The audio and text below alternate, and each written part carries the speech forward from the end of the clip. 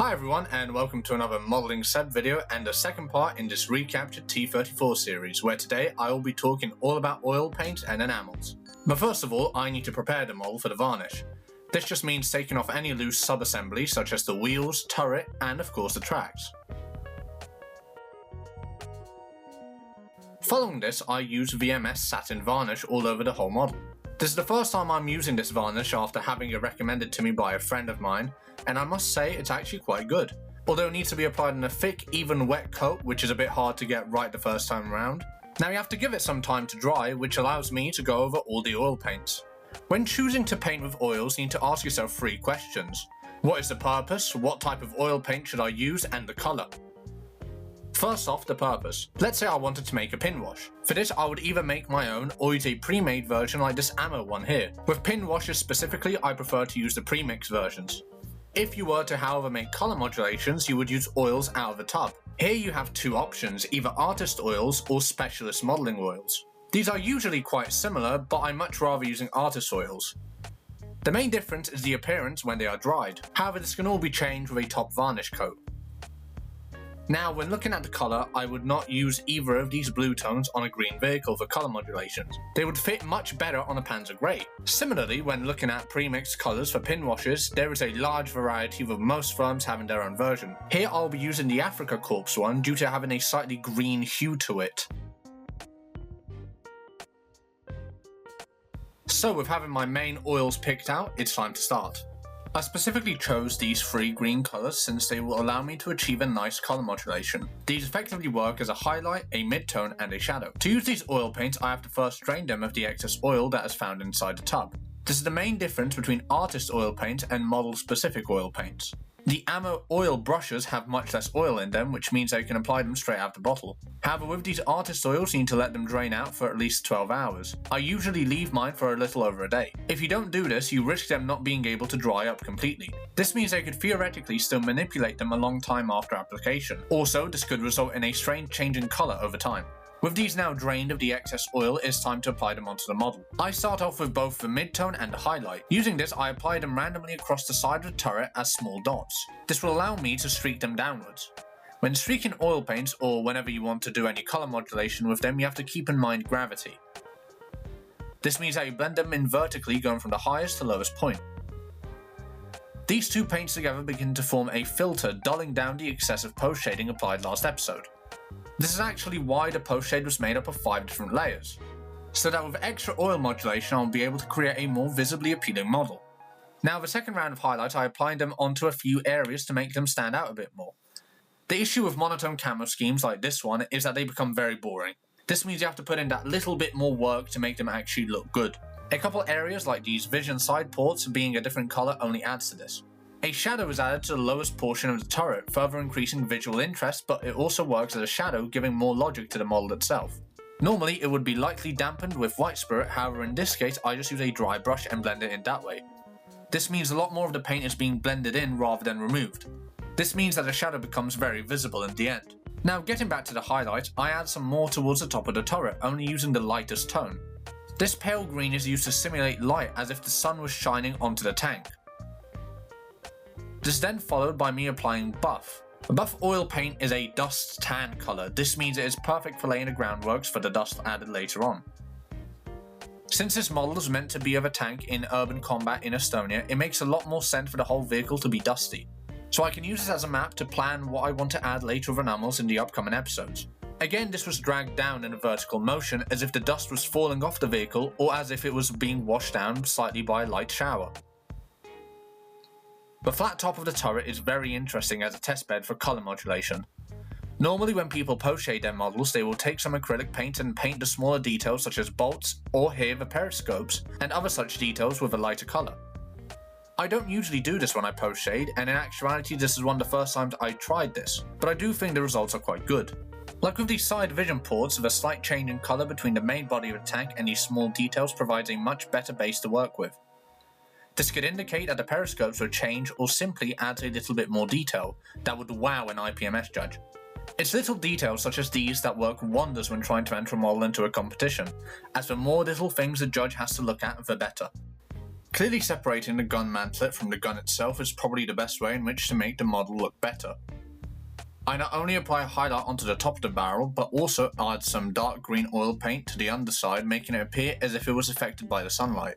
To make sure that the contrast is visible and strong enough, I ensure that I go back over these areas later, adding some more oil paint if it was necessary. This will also create a layered effect where I can mix two oil paints one over the other. This breaking up of a consistent pattern is very useful, and I would highly recommend it to any modeler who wants to try to improve their models, because this form of oil modulation is very easy and, in my opinion, it is far better than trying to make highlights with acrylics. If you enjoyed this video so far, I would ask you to subscribe and leave a like, and if you disliked, then leave a dislike with a comment on how I could improve. Constructive criticism is always welcome. There is a link to a good Discord server below if you would be interested in joining. We are just starting a new group build themed around the desert, so feel free to join. Now, the turret ring is an area that will be mostly covered up by a shadow of the turret. However, due to the size of the model, this does not always look totally accurate. To create an artificial shadow, I add some dark green oil paint and make sure to add it around the entire turret ring, blending it in with a completely dry brush. This is a very good effect to use, and it can be made even better with the use of a grime color. I will be adding some buff later, but the video footage didn't come out too good, so for that reason it will not be included. Another alternative you can use is dark brown oil paint such as burnt umber. Due to the constant movement of the turret, it would easily cause some wear in the area and would also lead to a buildup of muck such as mud or dust that could have been kicked up. This creates a nice bit of contrast, which is the main objective of oil paint color modulation. To make sure the turret ring is very dark, I do add some more dark oil paint and blend it in. This simply makes the shadow a bit more visible, which actually works out very well. The modulation on the fuel caps actually helps with this, since using a brighter tone on these little separate details breaks up the shape of the area but also tricks you into thinking the turret ring is darker than it actually is. The upper glacis plate is given the same treatment as the turret side, with it being streaked from top to bottom to provide an effect of a direct light source. This will lead to discoloration of the numbers on the front of the model, but that can be fixed with some white oil paint and acrylic colours, both of which will be applied in the next episode. Now, this process is reversed on the lower hull. This bottom plate received dark green oil paint which is streaked upwards, since logically the brightest point would be at the top. This means that with highlights you streak downwards and shadows you streak upwards. The engine deck is a bit different. Since the surface is flat, it means that you cannot streak the oils. Instead, you have to take a flat brush which is slightly dampened with white spirit and you gently tap the oils into the surface. This mixes the paint together as if they were on a palette, and it interacts well with the post shade, since it can still be seen through the oils, which works as a filter. I also use varying amounts of oil colour on each of the three panels. The access hatch receives mainly the palest colour, further increasing the visual difference and making these boring panels stand out a bit more. The hull sides receive the same treatment as the rest of the downward sloping surfaces. However, I make sure to be extra careful that the excess oil does not find its way to the top part of the fenders. This could lead to the oil paints drying up there afterwards and looking plain ugly. Now, as for the fenders themselves, I want them to be heavily grimy, and the best way to do that is exactly like I did with the turret ring. This means I solely apply dark green oil paint. This shadow not only makes the fenders contrast more with the rest of the model, but also it means that the washes will be much more effective. This will allow me to lay the groundwork for the grime. Following the oil paint modulation, it is time to add the pinwashes. I would say the pinwashes are probably the most important step in model making. It adds a shadow to these panel lines, and to put it simply, it makes the details just pop a little bit more. This is usually why people paint these details in a lighter colour when post-shading, since it will be toned down either way with the enamel wash. However, I do think oil modulation works much better and provides a much more unique experience, as well as a more unique finished product. The wash I am using is German Africa Corpse wash. It has a brown tone since it is meant to work with German dark yellow and the yellow grey of the camo scheme. But I would say that irregardless, this wash is amazing. It has a slightly green tone which helps it work well with the 4BO, and in my opinion this is an almost perfect universal wash. It works very well with the modulation and tones it down slightly. It also helps to mask any oil paint deposits which would become very visible after drying up. To apply this pin wash, it is quite simple. Just let it be soaked up by a brush and then deposit it in the deepest crevices or around any protruding details.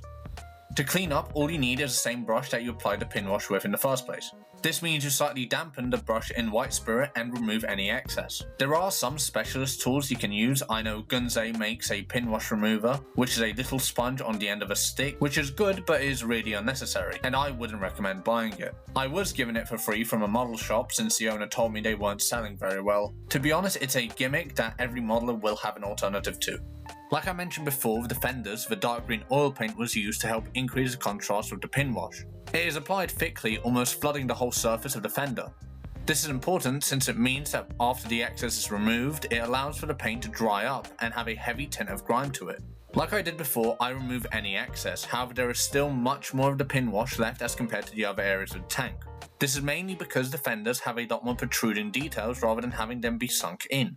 The area is also much smaller, making it more difficult to remove any excess enamels. Now with the pin wash is done on the right fender, I will show you a contrast of how washed and unwashed areas on the model look. You can clearly see the right side is much more visually interesting and looks much grimier as compared to the left side.